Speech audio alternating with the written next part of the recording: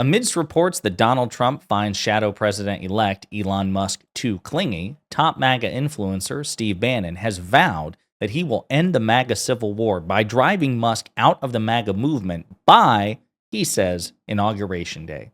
But before we unpack all that, if you end up liking this video and you want to support the channel, please be sure to hit the like, subscribe, and alert bells before you go.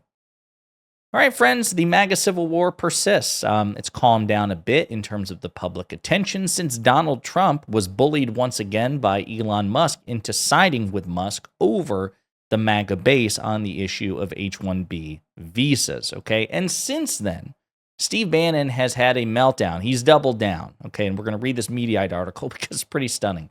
Steve Bannon unloaded on Elon Musk, calling him a truly evil guy who must be run out of the MAGA movement. Musk spent more than $250 million to help return Donald Trump to the White House.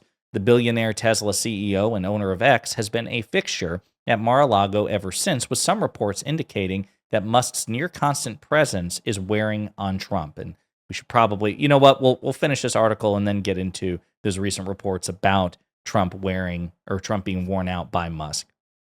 Quote, I will have Elon Musk run out of here by Inauguration Day, Bannon, a former Trump White House advisor, told the Italian newspaper, I'm going to butcher that name, so let's just say an Italian newspaper, in an interview published on Wednesday.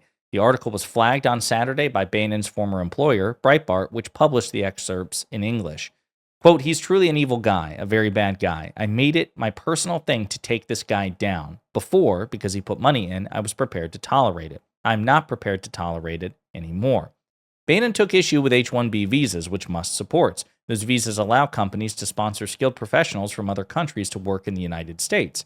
Critics say the program harms American workers because businesses use H-1Bs to bring in cheaper labor from other countries instead of hiring domestically.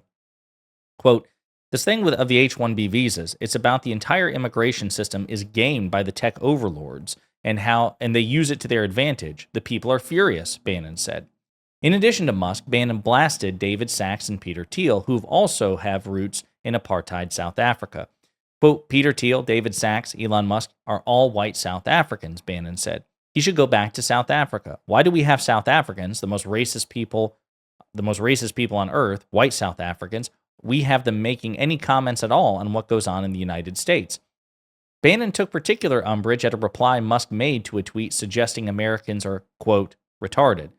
Quote, that pretty much sums it up, Musk wrote in a post last month that has since been deleted.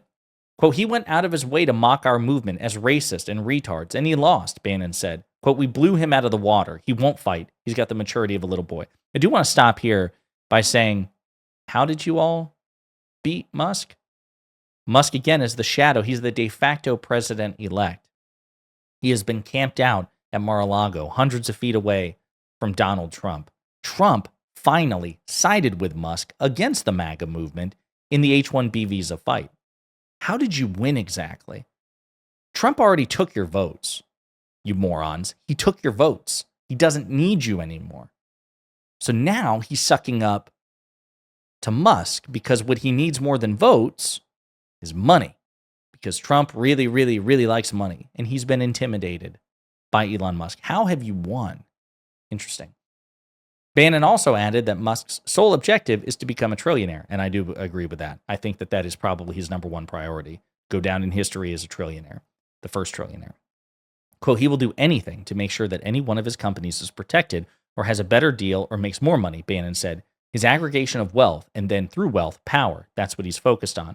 He also accused Musk of wanting to implement, quote, techno-feudalism on a global scale. I don't support that and will fight it. Bannon has previously highlighted Musk's ties to China, where Tesla has a large factory in Shanghai. The Shanghai joint venture is 100% controlled by the Chinese Communist Party. This is why he never goes after the CCP. This is why he always backs off. This is when they had the protest about the lockdowns of COVID. He will not do it. He added Musk is, quote, a total and complete phony and, quote, is in bed and his business partner before concluding, quote, he is owned lock, stock, and barrel by the Chinese Communist Party, and he acts like it.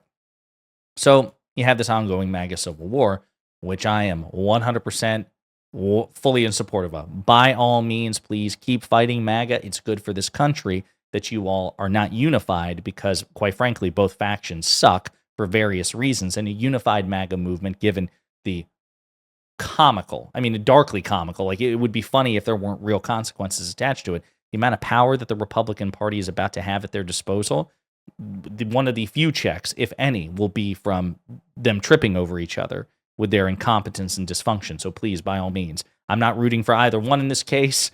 They both suck for different reasons, but please keep fighting. But since the Mediaite article alluded to this, we have to talk about the increasing reports that Musk is getting on Trump's nerves. Jimmy Fallon even made a joke about it, so we're going to play the Jimmy Fallon joke, and then we'll look at the article. Listen to this. I read a new report that said President-elect Trump privately complains about how much Elon Musk is around. Yeah, today Trump jumped into a broom closet to hide from Elon, and Melania was like, hey, get your own spot. Yep. So, again, cheesy Jimmy Fallon joke, but it kind of hits at it. So, Daily Beast reported, Trump privately complains about clingy Elon Musk, according to New York Times reporter. Publicly, Trump is thrilled to have mega donor and first buddy Elon Musk camping out just a few hundred feet from his house. Privately, he seems to be tiring of Musk dropping in whenever he feels like it. Quote, Trump does complain a bit to people about how Musk is around, New York Times journalist and Trump whisperer Maggie Haberman told tech reporter Kara Swisher during the latest episode of Swisher's podcast, On. After pouring more than $250 million into Trump's re-election effort, Musk has been renting the $2,000 per night Bannon cottage at Trump's private Mar-a-Lago club, the New York Times reported last week. It's not clear who will ultimately foot the bill for the cottage, which is just a few hundred feet from Trump's main residence and transition team headquarters. From Bannon, Musk has been able to attend Trump's personnel meetings and crash awkward dinners with rival tech billionaires like Amazon founder Jeff Bezos. Quote, he really parked himself in Trump's face, Haberman said. For now, Musk seems to be on the winning side of the MAGA civil war, as we discussed, that's pitted Silicon Valley's regulation-hating tech bros against the original grassroots loyalists who have backed Trump since 2016, she said. But it's not clear how long that will last. Trump hasn't even taken office yet, and already Musk has inserted himself into policy battles to the point of Democrats calling him President Musk. And this is the key part. Quote, it definitely bothers him, Haberman said of Trump's reaction to the taunt. The President Musk line was always going to be a way to get him. Trump's not a wind-up toy, but there are certainly very specific things that can zotz him. Trump is a, quote, one-ring circus, according to his longtime friends, and, quote, I'm not sure Musk has figured that out yet, Haberman added. She predicted that Musk will try to maintain his current level of physical proximity to Trump even after inauguration on January 20th, but it's likely to be far more difficult once the Trump apparatus moves from Mar-a-Lago to the White House. Quote, I don't anticipate that Musk is going to have an office in the West Wing. I don't even know that he will have a blue pass to wander around. The blue badge gives staffers access to the White House and executive office building.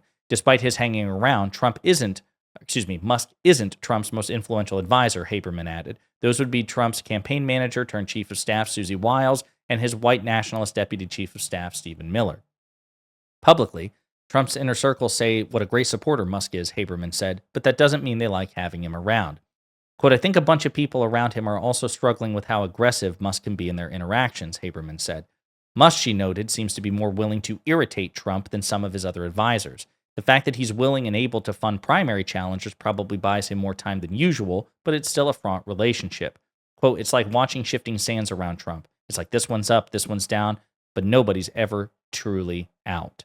So, again, credible reports suggesting that there's tension, that there is a potential schism between the world's richest man and the technical de jure president-elect. And again, I think that this is good for the world to see that relationship implode, because a unified MAGA movement with Elon Musk's backing is truly, perhaps at the apex of their danger. And the good news for us is that they're both idiots in so many spectacular ways politically. They're both malignant narcissists. They are both, egomaniacs. They are both used to calling the shots. And again, on paper, in theory, you would think that the sitting president of the United States, which Trump isn't yet, but soon will be the dominant hand on there. And in theory, that's true, okay? Because at any point, he could simply just refuse to pick up the phone for Musk. At any point, he could refuse to give Trump or Musk access to Trump. He could do that. But the problem is, thus far, even after the election, Trump has seemingly kowtowed to Musk. Again, we saw with the bipartisan continuing resolution. I almost said the bipartisan infrastructure, but the bipartisan continuing resolution, which was negotiated either with Trump's permission because it happened on his watch or he was just too stupid and disengaged to notice. Either way, an indictment of him. Musk was the one who publicly torpedoed it. And then Trump rushed to catch up and say, yeah, I hate this too. And here's what you should negotiate. And both Musk and Trump had separate demands. Musk wanted a reduction in regulations surrounding capital investment in China. And Trump wanted a suspension or a termination of the debt ceiling on Biden's watch, President Biden's watch, so he wouldn't have to deal with it when he becomes president. Trump didn't get anything he wanted. Musk got some of what he wanted. So at the end of the day, it was Musk who came out ahead there. It was Republicans who were more inclined to give Musk what he wanted than Trump. And then, of course, you have the President Musk things. And then you have the H-1B visa fight as well, which happened, and Trump was awfully silent, and then ultimately came out to throwing the MAGA under the bus by backing Musk. So there's plenty of evidence which suggests that Musk is actually calling the shots in this relationship. And the only question is whether or not Trump will come to his senses and jettison Musk. But maybe he won't, because again, at the end of the day, he really likes money, and I think he's intimidated by powerful people like Vladimir Putin and Elon Musk. So we got to watch it, but it'll be interesting to see what happens to the MAGA Civil War, because now you have Steve Bannon saying by the time of inauguration, which at the time of recording is in 8 days, a little more than a week, Steve Bannon says he's going to have Elon Musk out on his ass. We'll see. In the meantime, let me know what you think in the comments.